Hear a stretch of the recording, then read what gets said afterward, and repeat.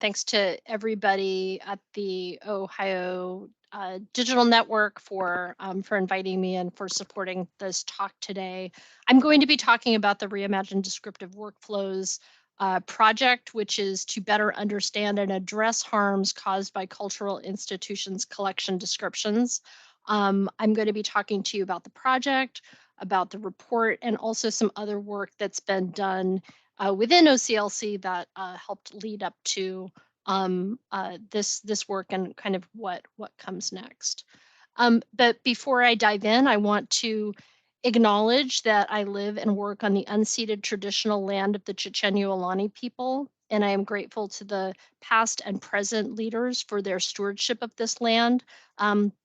I want to give a nod to the Segurite Land Trust, which is an organization in my area that is looking at restewarding the land as part of the land back movement. And I invite you to just take a look at that terrific organization and their work and think about work that might be going on within the territory that you live on and how you can contribute to and support that work. So I think that that's an important part of this project.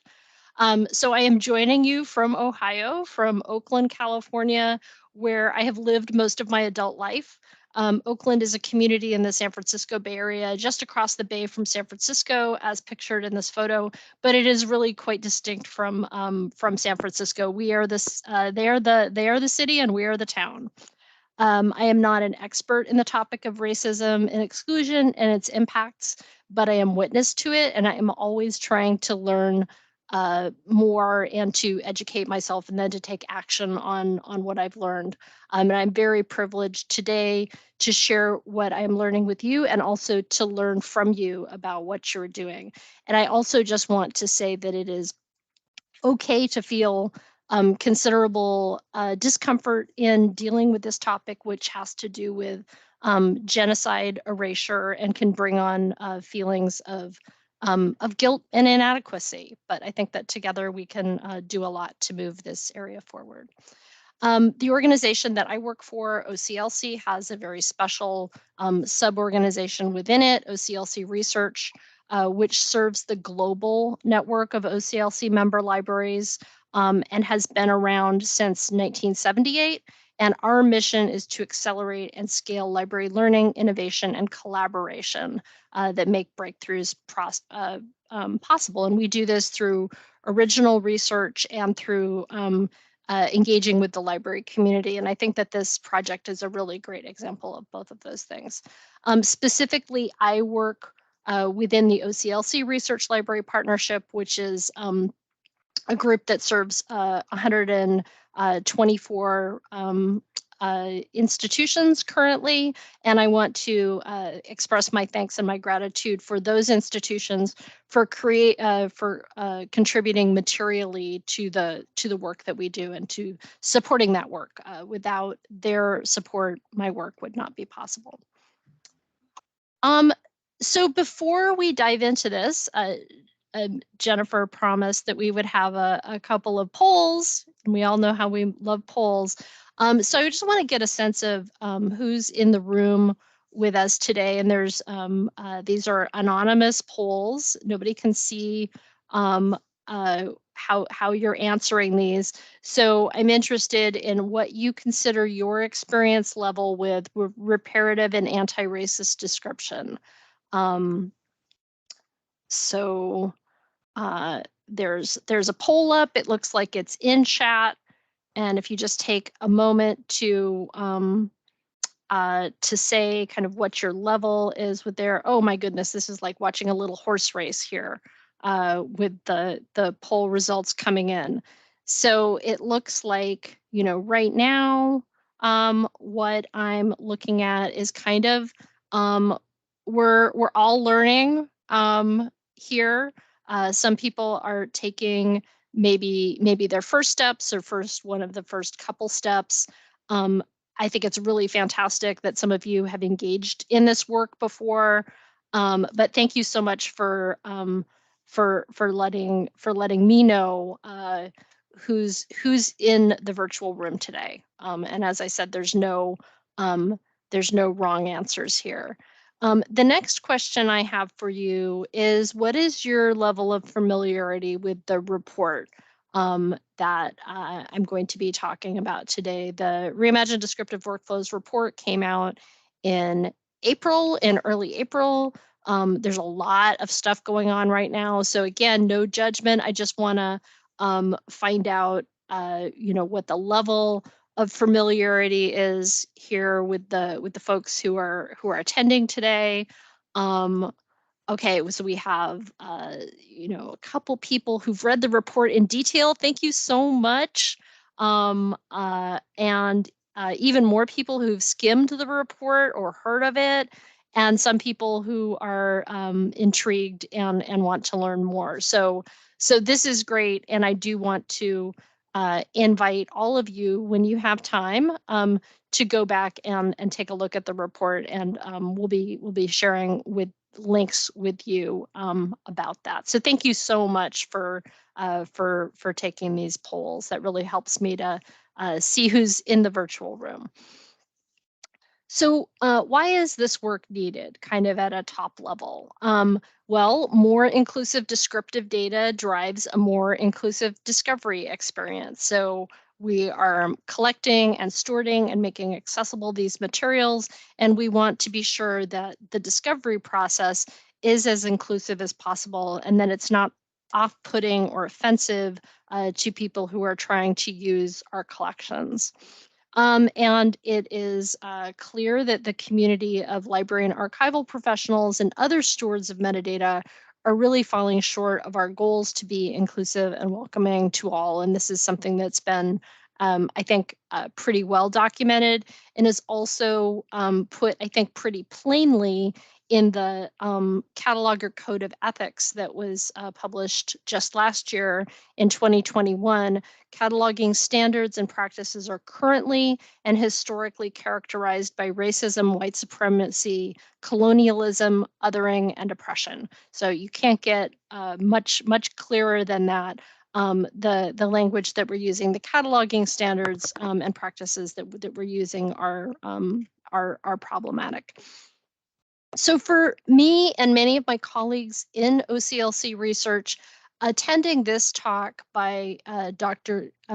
Kim Christian in 2017 was really a pivotal moment. This is part of our distinguished seminar series, which is open to all. Those of you who are in Ohio are welcome to attend these events in person. But Dr. Christian really pushed us in this talk to think in terms of relationships rather than workflows.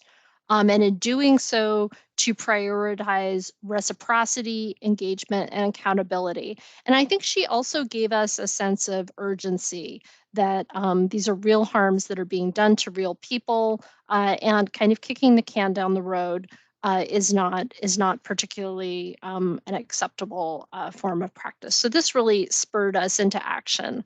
Another thing that spurred us into action was this survey that was instigated by members of the OCLC Research Library Partnership Metadata Managers Focus Group. Helped to instigate this survey on equity, diversity, and inclusion efforts within libraries. And although institutions had many active efforts in many areas of equity, diversity, and inclusion, they really struggled to find traction in this area of describing collections in respectful and anti-racist ways. So you'll see that metadata description and terminologies in the column on the right were ranked as one of the top items that they were planning to address, but had not yet been able to change. And I think we saw in many different webinars. So this survey really proved to be foundational to us as a starting point, as evidence for work that we needed to do and then have continued to build on. It gave us a clearer picture of the problem space, needs, and barriers. And then we went on to host a number of webinars and discussions on anti-racist description and collection stewardship. And thanks once again to the OCLC Research Library Partnership Metadata Managers Focus Group for their leadership in this area. In 2020, myself, along with 2 other colleagues in the OCLC Research Library Partnership, did research with library staff to continue to listen and learn from a community of practitioners. So these discussions focused on the challenges of implementing inclusive and respectful description related to Indigenous people, which was specifically signaled out as a pain point within the RLP. And what really emerged was a call for systemic solutions. These findings are presented in greater detail on our blog, Hanging Together. And I'll just drop this link into the chat. And when you have a little bit of time, you can go take a look at that. We talked to catalogers and others.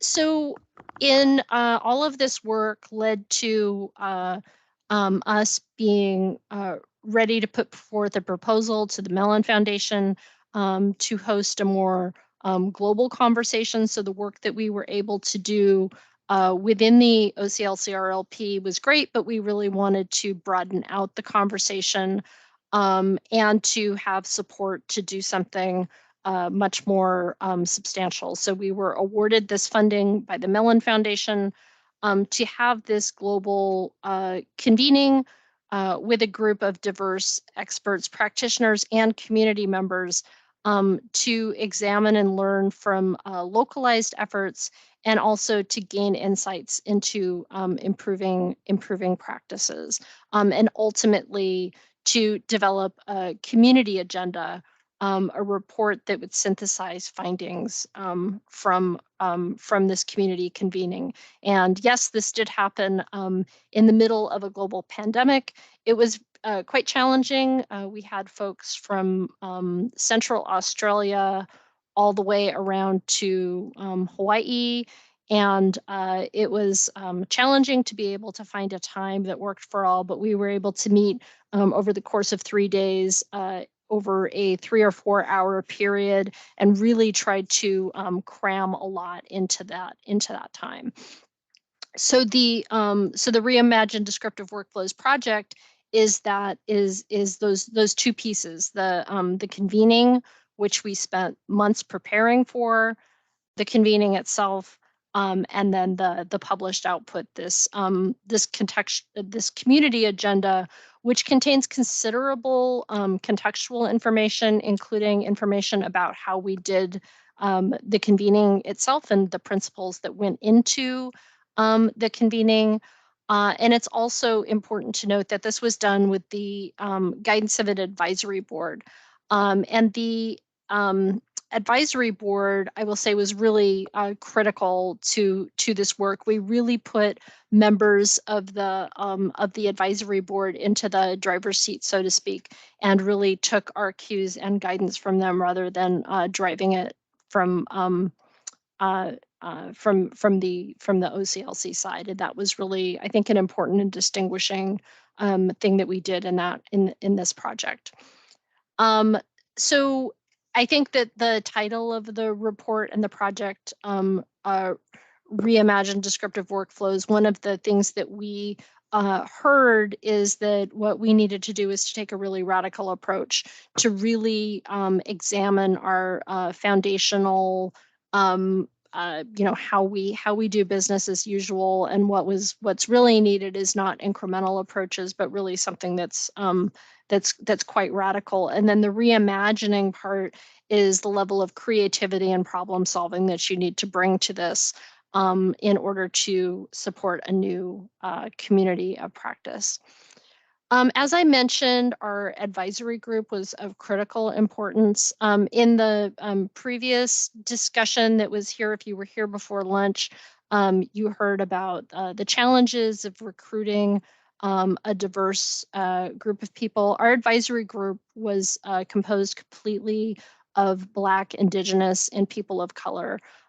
So was really quite a different type of advisory board. We were looking for more than just representation, and it was we had to work quite hard to get this. We had to go outside of our usual networks, but we were very clear in what we were asking for.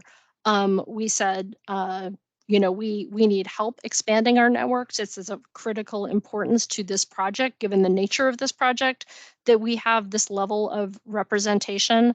And we also, the funding from the Mellon Foundation allowed us to pay our advisory board members, or at least to be able to offer them a stipend to be able to participate in this work. It doesn't begin to accommodate to compensate them for their expertise and for the emotional labor that they need to do in this process. But we felt it was quite important to be able to pay them for their expertise and for this work. The advisory group helped to prioritize the areas of focus for the project, helped to identify how our work should be structured, and gave us extensive, honest, and really helpful feedback on drafts of the report. And they, I think originally we asked that they come together and meet with us 4 times, and we actually wound up extending the project somewhat and meeting with them 6 times overall, and we were able to find additional funding to pay them for that additional time. I'm really pleased to say that there was a point in the project where we said, you've fulfilled what we asked you to do. You don't need to stay on. If you will stay on, we'd be very happy with that. And all of our advisors stuck with us throughout the duration of the project, which I think really speaks to the level of trust that we were able to build with them, but also the level of commitment. If you haven't taken a moment to mute your mics, I would ask maybe that you do that.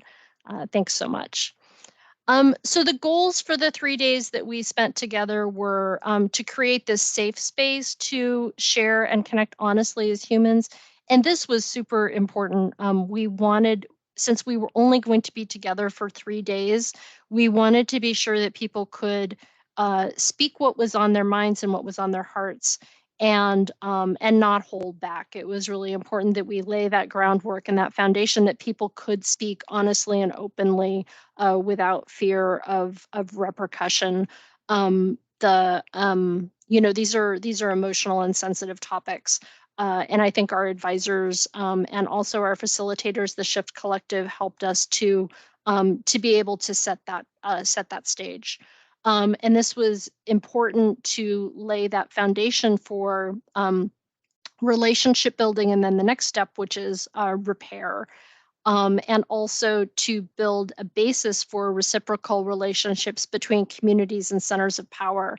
And this again relates to the conversation that I think we were starting to have with our colleagues from the Connecticut Digital Library, who were talking about how do you bring in those different types of communities or those different types of organizations. And I think that it really goes back to what do reciprocal relationships look like? What do those smaller or more community-based organizations really want to get out of the relationship? And then really to have this be the start of a roadmap for change in the sector, and to be able to keep this conversation going. So these are the goals that were laid out for us by the advisory group. So the report has this at its core, this framework of guidance, which may be remedial for some of you. So for some of you that have engaged in reparative description work or social justice work more broadly, this may seem quite remedial. For others, the language in the report may seem revolutionary, too much, too quick. And both of those things, we can hold that both of those things can be true for a group of people. But the descriptive practice, I think what we're saying is descriptive practice reflects library practice, which is very much done for the comfort of the cultural majority, not the cultural minority. that solutions rely on the organizations that we work for, but also the individuals that work within the organization at all levels within the organization. This is not a set of problems for catalogers alone to solve. And this is not a set of problems for people of color to solve. And I want to emphasize that it is, while it is really important that we hire and retain librarians of color, it is just as important for allies to lean in, support, and learn this work at well, and to deal with the discomfort that it may cause some of us. To be, especially to be frank and open about what the problems are. Um, so the framework of guidance is split into these. So this is very similar to what Trevor was saying earlier, right? That there's these, that the heart of the report is this frameworks of guidance, and it kind of lays out different paradigms for thinking about or approaching reparative description. And we've laid them out into shifts that need to happen at the organizational level. So changes that need to happen at the institutional level. And here's where you see not only setting priorities, but also budgeting accordingly for those priorities and staffing so that changes can be made. Then there's this really ultra important operational level. So that's taking things into the day-to-day practice. Excuse me. This really relies on what happens up at that organizational level in terms of taking that funding, but then moving it into your daily practice. And then there's also a third piece of this, which is this professional and personal development. So this is an ongoing investment in education and mind shift. And this work is really for everyone in the organization, regardless of role, and really needs to be, we think, an ongoing process of education. So I'm just going to pull out some of our recommendations from the report at some different levels. So one of the things in this organizational shift is this commitment to the long game. And this is supported by a shift in budget, staffing, workflows. And as I said, this is not work that's just for catalogers. It really has to be supported across the organization for this to work. So it's really important that everybody across the organization be able to see that change needs to be made in order to see where the changes need to be made. And a really great example of this is the Reckoning Initiative at the university libraries at University of North Carolina, Chapel Hill. If you take a look at the Reckoning Initiative, there are, this is not a great, I should have done a screen capture that shows that there are many initiatives that are going on within the Reckoning Initiative. A really great one is the 21-day racial equity challenge. This is something that we've taken a look at internally and doing kind of our own staff reflection and training within our group is looking at using this as a toolkit and a resource. But you can really see, and the community-driven archives, I think, which was also referenced in the talk from our colleagues at Connecticut. These community-driven archives projects are really great in thinking about how to bring in other types of voices and communities. But this was an example that we held up as something that's going on in the community right now, and really shows that high-level commitment that this organization has to anti-racist practices.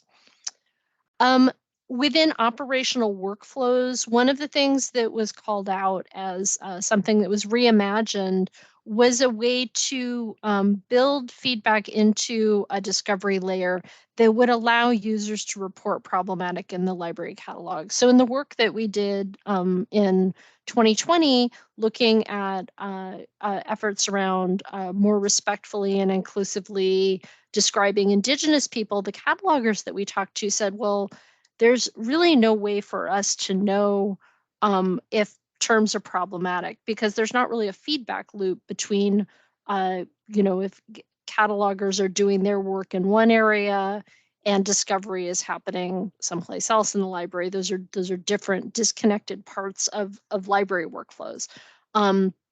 So having that feedback process built into the discovery layer that would make it back to the folks who are doing the description would be really helpful.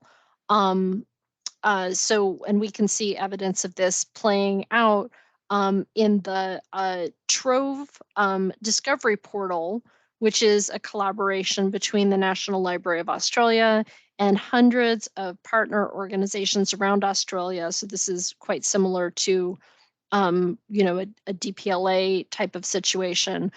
Each item within the catalog has a mechanism for reporting culturally sensitive content and or problematic language back. And then there is, before they put this into place, they had to kind of have talks about what happens, what's our workflow. So if an item gets reported as being inappropriate, or if the description gets reported as being problematic, how do we, what is our process? What is our workflow for returning that information back to our partners and then repairing the harm that's been done?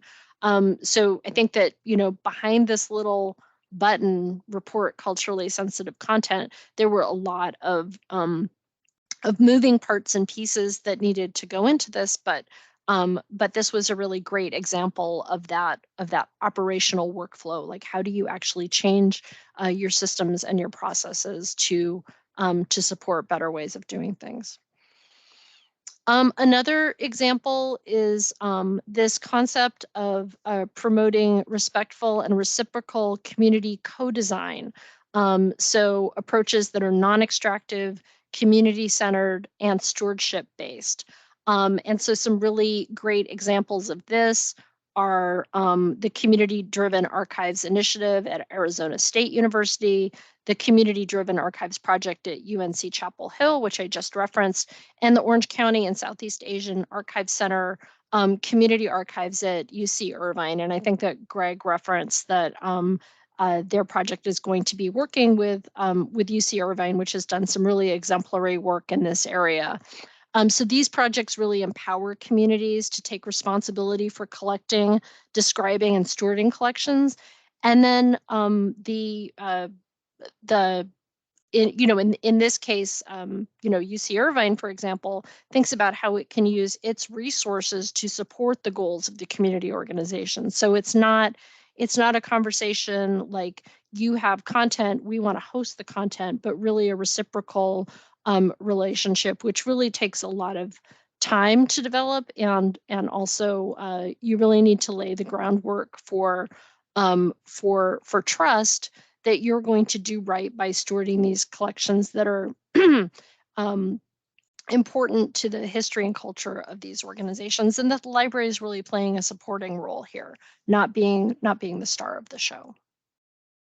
Another really great example is this organization, NICLA, the National Indigenous Knowledge and Language Alliance, which is an effort that's Canadian-based and very much Indigenous-based. So one of the major projects of NICLA is to look at creating Indigenous-led vocabularies. And I'm very pleased to say that OCLC is committing funds to this, so not just volunteering expertise, but actually giving them funds to help get their organization off the ground. So this is a place where we're really seeding what we have, which is funds to help support a community-led organization without expectations of any sort of reciprocity. We're just doing the right thing here by helping to support an Indigenous-led organization.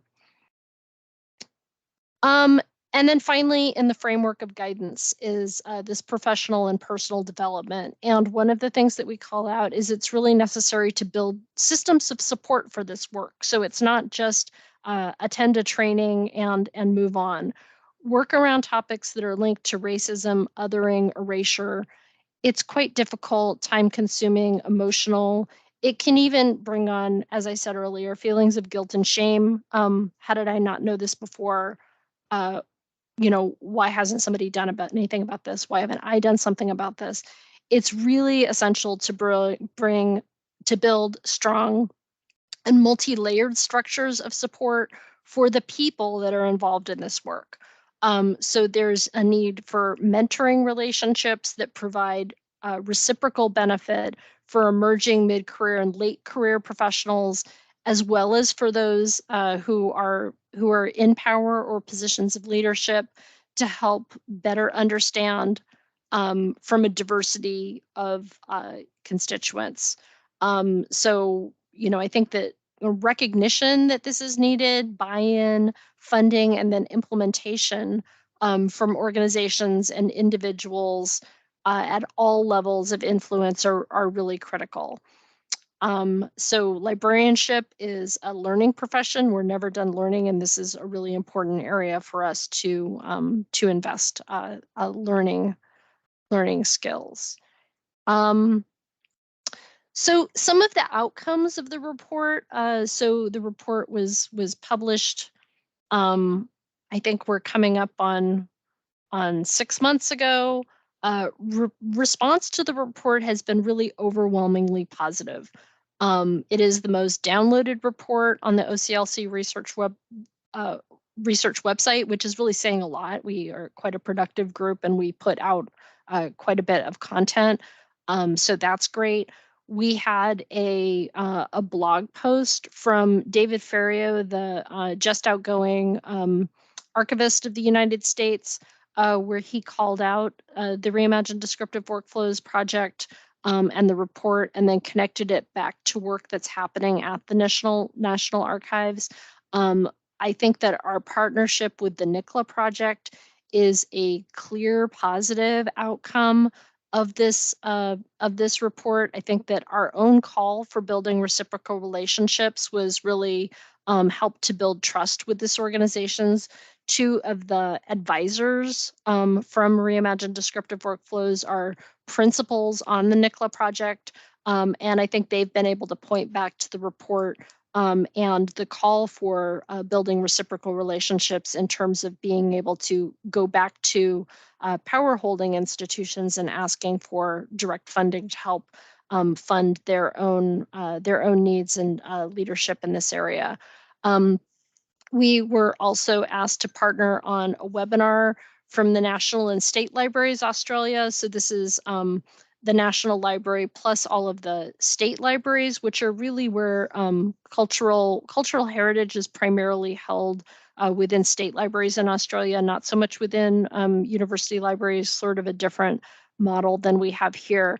And we were invited to use the report as the basis of a series of conversations that really center on the experiences of Aboriginal and Torres Strait Islander and Maori librarians, and that we just had a really great conversation where they were able to talk about how the report felt like it really helped to center them and the experiences that they had, and really it had just a wonderful conversation there.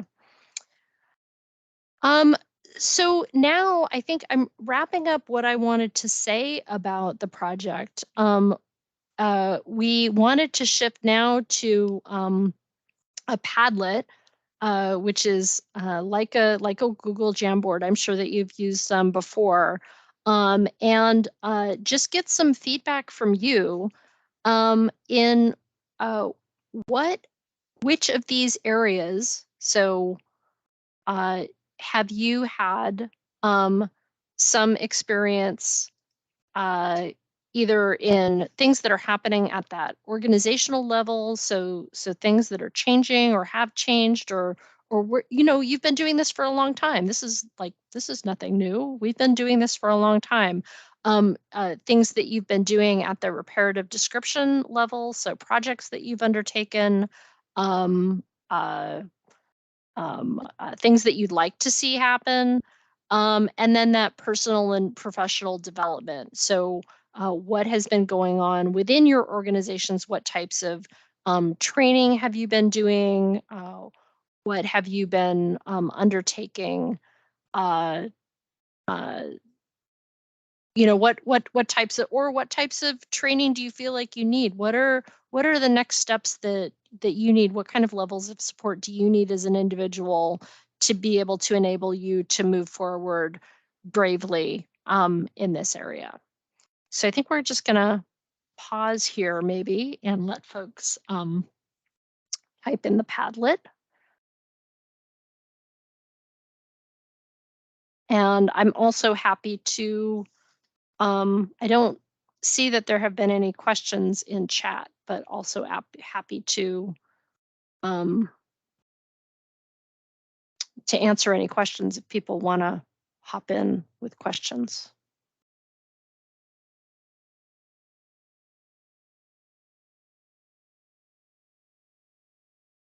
These are some, excuse me, these are some great and thought-provoking ideas, Merrilee. Thank you. Yeah, we'll give people a couple minutes, and that link worked for me. So let me know if anybody else has trouble with it, though. And we'll see what we all come up with.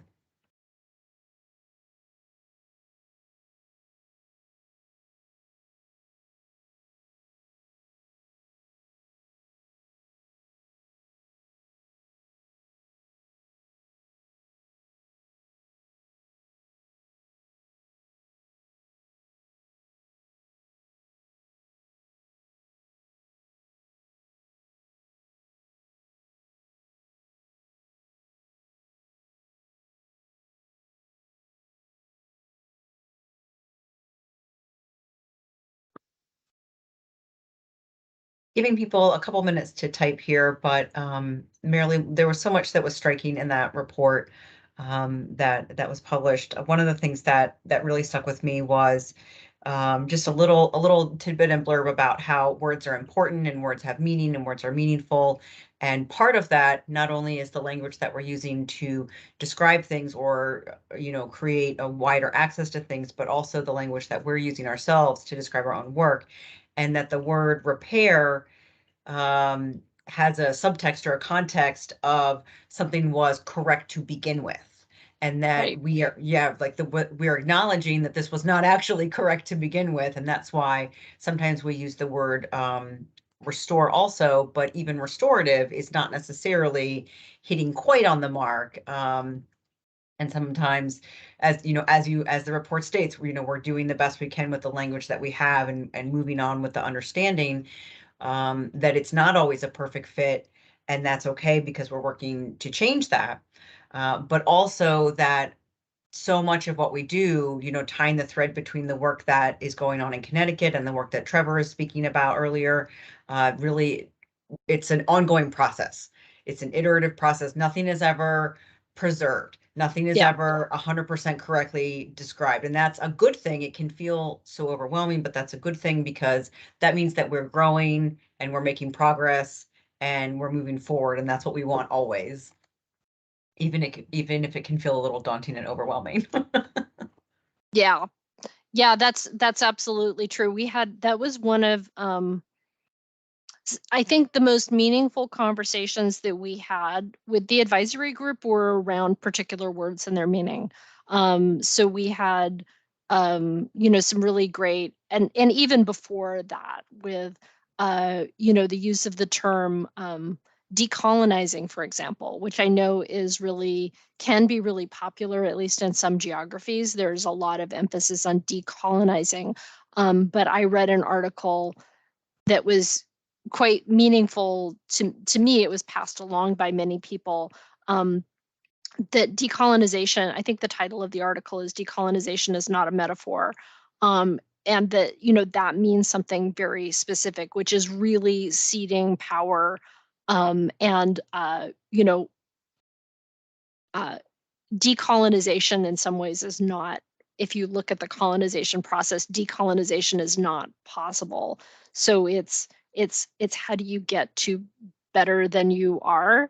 I think that people really like these terms like decolonization or repair or but they can have specific meanings that for some people is not ideal. It's kind of almost more wounding, because it's like, oh yeah, we can do that, but without getting into it. So yeah, we also had a lot of conversations with the advisory group. Was the language in the report too strong? Was it going to push people away? So one of the things that we did was we had conversations with just dozens of people who were in leadership positions at a variety of institutions, and asked them to read a draft of the report. And we didn't have anybody who said, whoa, I can't share this with my provost or anything like that. It's too strong. So I see in the Padlet, we've got we have an example under organizational shifts. So significant scaling up of institutional resources devoted to galleries, libraries, archives, and museums, especially increased staff to do quality, slow work with communities.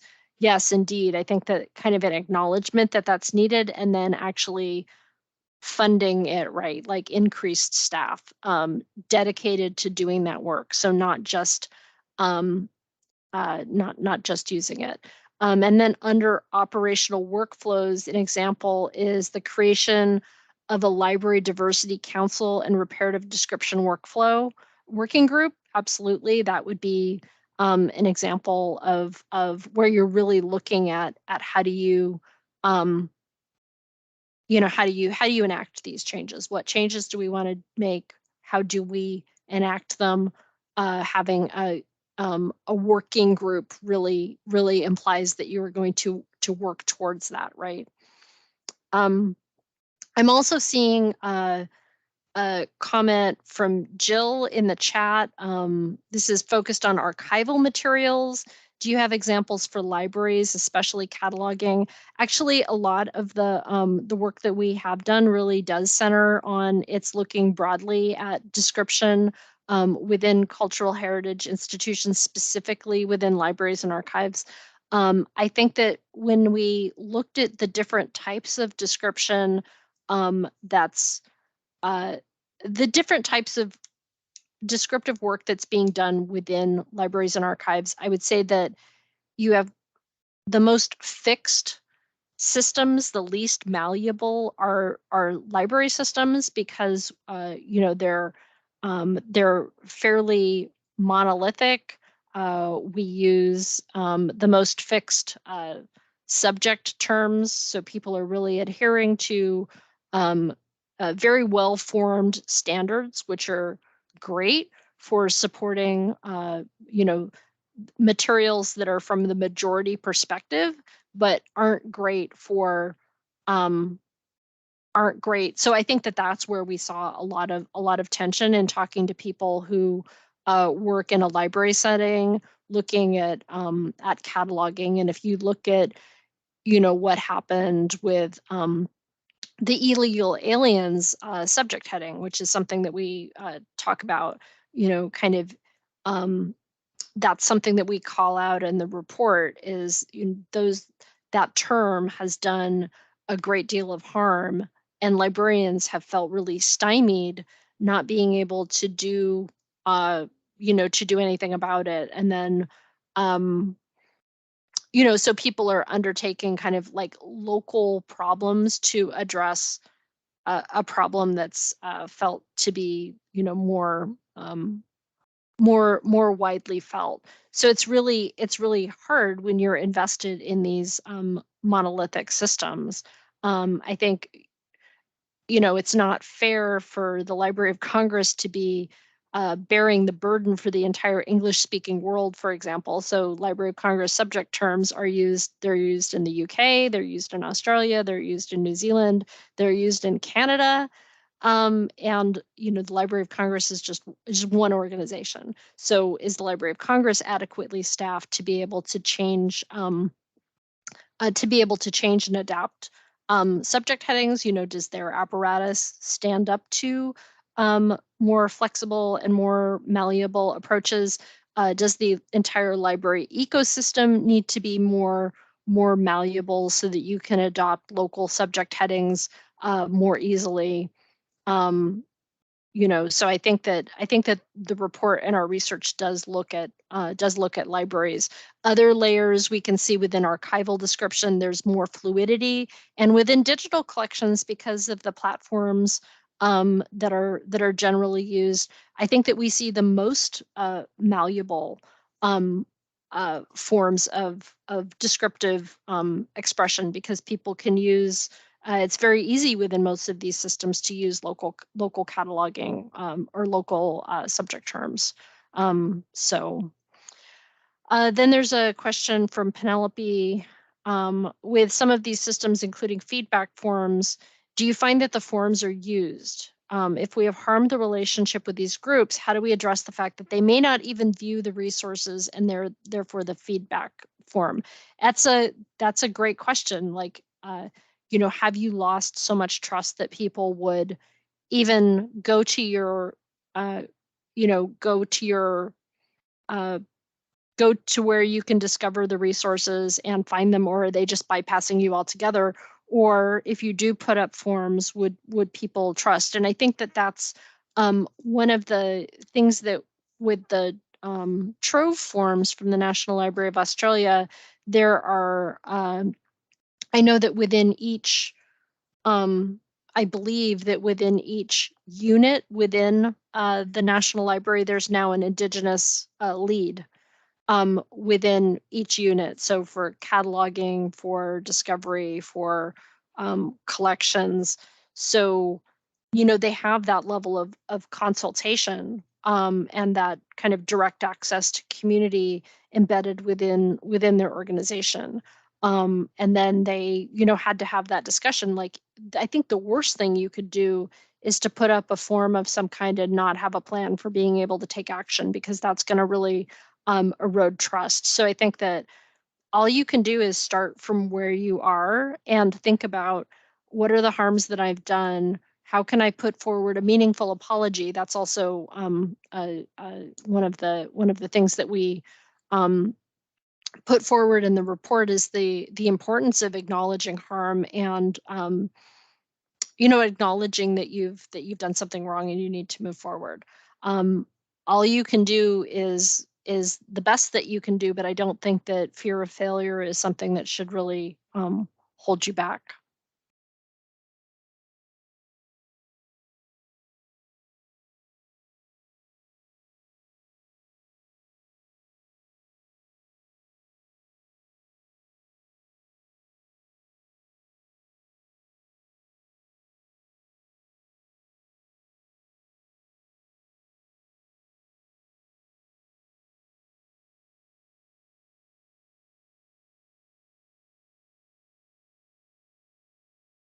I think we've still got about 10 more minutes. If folks have thoughts they want to add to the Padlet, we've got some good feedback going on in there, and questions or comments in chat as well.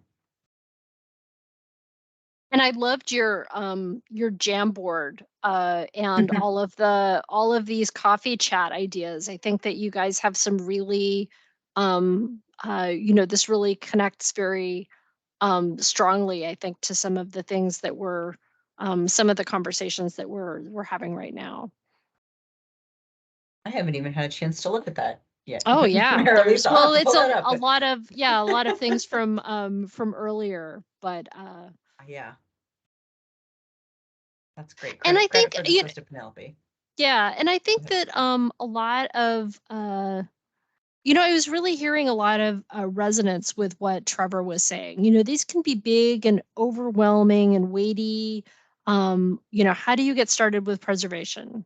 How do you, digital preservation? How do you even get started with looking at your description, your legacy description, or your, and you just really need to kind of sit down, do that inventory. What do we want to do? How do we resource it? And how do we move forward? And I think, you will undoubtedly make mistakes. You're going to make mistakes with digital preservation. You're going to make mistakes with anti-racist work. You just really need to be brave and move ahead, because kind of kicking these cans down the road is not either one of them. Digital preservation, anti-racist work, it doesn't help to put it on hold until you're the expert, because you are never going to be the expert. You are never going to be the expert. That's really good advice. Run your poll, even if it fails. Get That's to right. work on get to That's work right. on your description. That's right. That's right. You'll fix it as you go. And actually, I think I found that article. You said it was decolonization is not a metaphor. Is that correct? Eve Tuck, Yeah. Kay Wayne Yang. Does that ring a bell? Yes, Okay, that's the one. gonna drop that link in the chat then. Thank you. Yeah, and I think, A good I mean, article. we're in people are coming to us for the answers, right? We are experts in many areas, but we cannot be experts in everything. So I think it can be somewhat embarrassing to say that you don't know, but I don't know. I think I got over that a long time ago. Especially when it's tied to something that is really an emotionally charged issue, That's not right. just how to load the dishwasher, although that can also be Oh emotionally my charged. gosh. It's in a different You way. can Much there's different way. no right answer to that one. Yeah. Just like whoever's unloading, yeah, there's usually one person in the household who's got a very strong opinion about that, and just let Yes. them just Keep go no with seat what for they that. say. As far as you were talking about the work that's being done in other, like in Australia, obviously Trove is doing great work, and the UK. I don't know. I have not had a chance to see if this is even out there, so it might not be. But have you seen any comparable work that would parallel this or nest into it in other areas that are not as historically Eurocentric, or historically either in short-term history because of colonization or long-term history, such as Europe, France, Germany, places like that. Yeah, that would really be getting kind of outside of my Right. own area of expertise. One of the things when we had an earlier draft of this paper, we really there were some people who were saying, "Oh, this is really great. You can take the concepts in this pair, why don't you this paper really seems to be centering on race and indigeneity. Why don't you expand it out to relate to LGBTQ or kind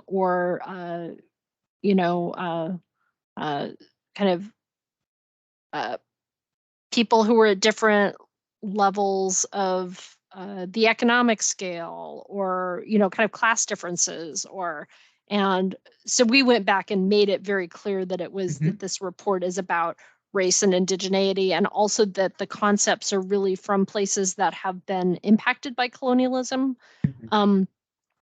So I think in different areas of the world, the impacts of who's left, whose voices are centered and who's left out, are going to be very, very, very localized. And I think you could take steps like the ones outlined in this report to kind of get at what are those, and maybe the steps that you would take to move forward would be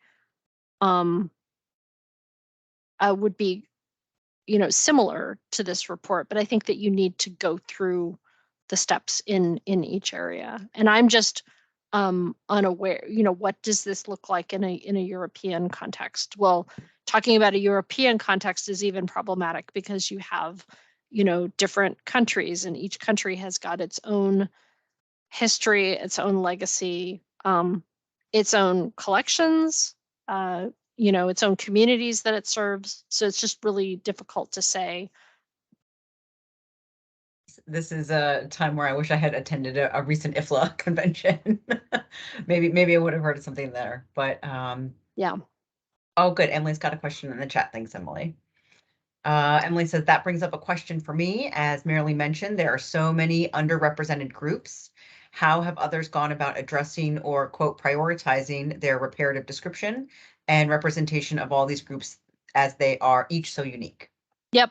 And that's a great question. And I would say that really, I think that just starting someplace is important. So looking at Yale University, they have undertaken a project that is looking at the Japanese American incarceration experience and really focusing energy and attention on that.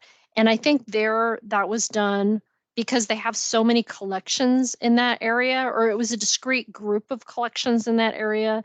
And they realized that they could build on the work that had been done external to Yale, that these were important collections that were held by Yale, that many, many people are coming to Yale to look at these collections, and that they had an opportunity to substantially improve the descriptive apparatus around those. So primarily finding aids, but also catalog records, to make them more in line with the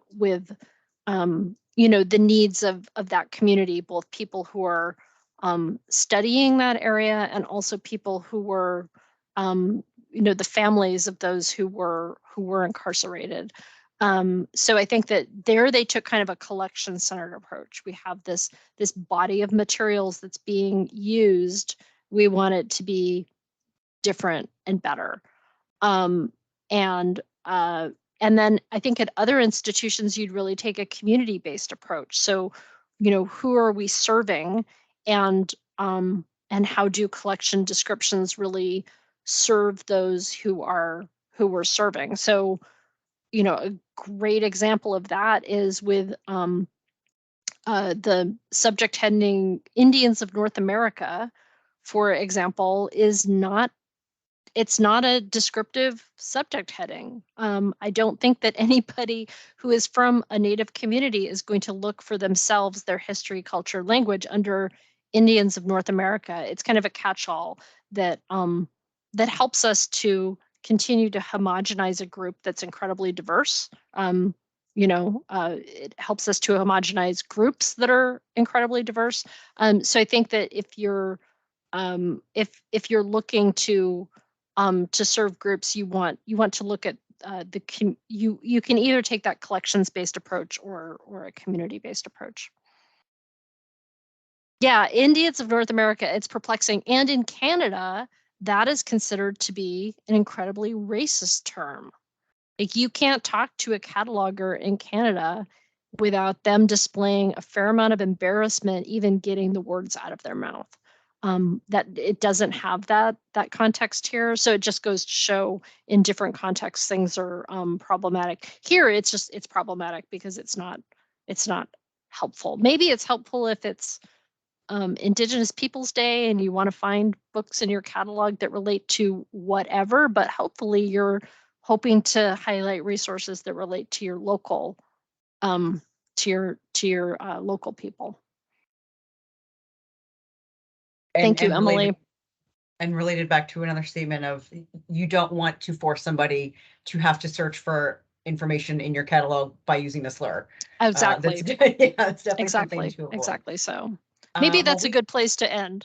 Yes, that's a good goal, for sure. So yeah, we are right at 2:00. Thank you so much, Merrilee Proffitt, OCLC, and all of your colleagues, all the work that they have done also, and for sharing this great report with us.